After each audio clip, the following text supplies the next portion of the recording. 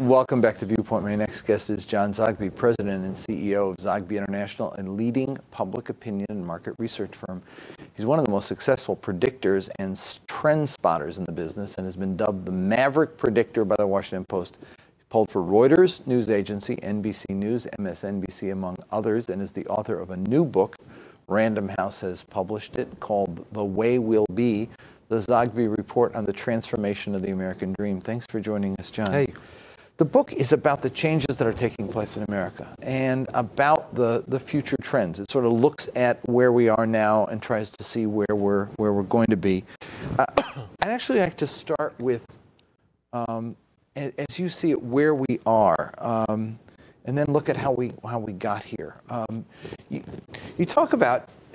One of the things you talk about is that what defines us as Americans are the common values we share, and one of them essentially is our sense of freedom, our sense of a people of rights. Mm-hmm. Define that, if you would, just a little bit more, what that means as you see it. You go back to the immigrant experience, the colonial experience. That's mainly why people came here. I mean, certainly there were those who came for economic reasons. There have been refugees over the years.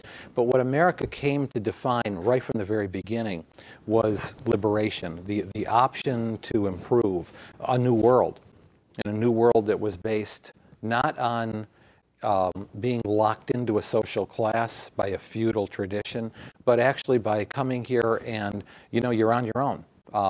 It's you versus the elements, you and your community.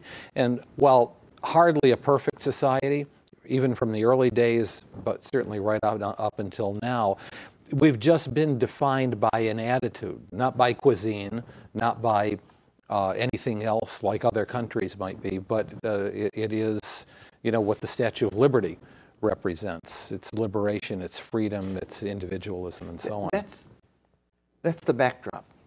How's that been transformed? Or how is it being transformed? Because what has happened is we have been able to turn in American history from a notion of freedom to a notion of an empire built on freedom. That's how we settled from East Coast to West Coast. But then in the 20th century, America becomes a colossus. It becomes the behemoth. And then it becomes a force to define freedom and force freedom in the rest of the world, and there's a backlash. And in addition to that, it's very much a country that took advantage of the technological transformations of the Industrial Revolution and was very much built then on expanding its economic empire. And we've reached a turning point just in the last few years and projecting into the future, where the empire has kind of run out. It's reached its limits. And the American people, beginning in the 1970s, but certainly now have transformed into recognizing, hey, we live in a world of limits. We live in a world where we can't dictate and define everything. We can't control our own lives and our own needs. And so people are beginning to back off. Whether they've achieved and they've said, well, look, I don't want to just keep up this rat race, or they haven't achieved or even fallen backward and are now saying there's got to be more to life. You said one theme in the book is the issue of economic constraints causing a redefinition, and you describe a scene at a pizza place in your hometown. Neighborhood transformed, jobs transformed, but people settling into not looking backward with regret, but looking forward with a kind of an acceptance and a changed definition of who they are. Well, describe that a little bit more. Jim, 27% of U.S. adults are working at a job that pays less than a previous job. When I first began to track this in the early 90s, that group was very much that was the angry white voter, if you remember. Mm-hmm. And what were they angry about? They were slipping. They were falling backward. And what were they saying?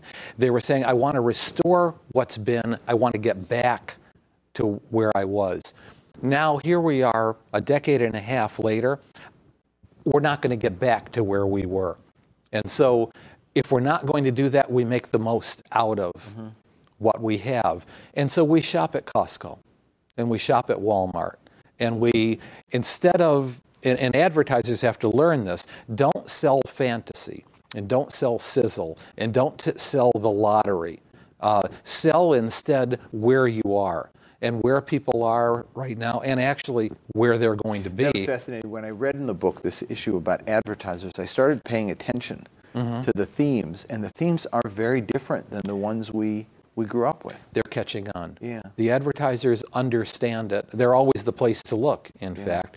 And frankly, there's a new reality. Whether it's the middle-aged or the baby boomer generation, where more and more people are saying, well, look, I'm going to retire, but I'm going to retire from my job. And then I probably have 30 more years of my life to go.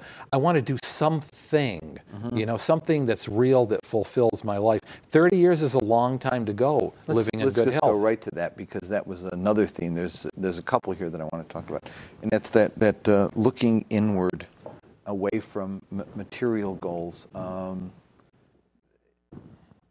You see that as a trend? It's data-based, and it's been growing. Ever since 1998, I started polling on the American dream and wanting to know how people define it.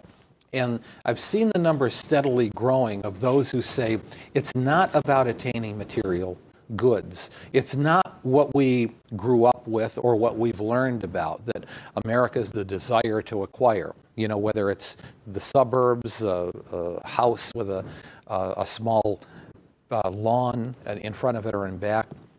But instead now, upwards of 40%, well, 38 to 42% are consistently telling us the American dream is about living a fulfilling life. It's something spiritual.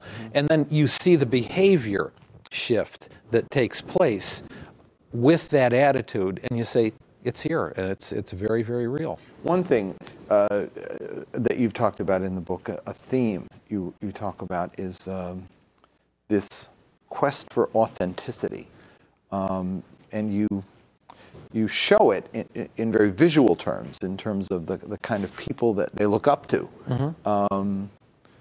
Mother Teresa, raised highest, et cetera. And you tell the story of our dad, a real story about a real guy, and you look at the presidential candidates now with, again, the quest for the guy who has the real story.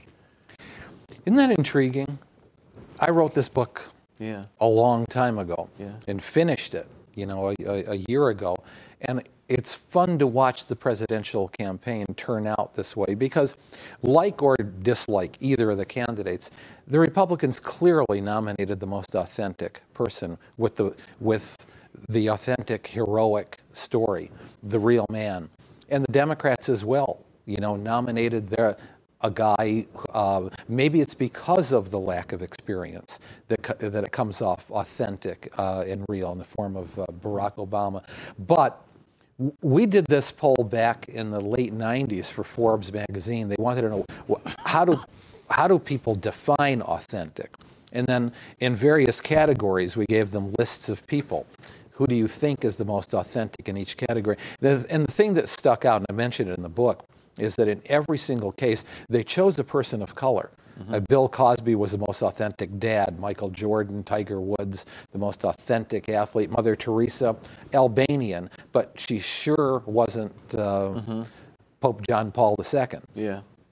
And there was a real choice there. Which brings me now to the last issue of the four sort of dynamics you describe, and that is the diversity question. It's a very different way. I remember you saying one time when John McCain went down to South Carolina in 2000, you said, it's not your granddaddy's South Carolina anymore. And in fact, it's not your granddaddy's America anymore in that sense. And just a little story. I remember when there was a Barack Obama demonstration for him, and there were young kids at a university carrying signs saying, race doesn't matter. And I was with a friend of mine, an African-American friend from the Jackson campaign, who was mad, saying, it does matter.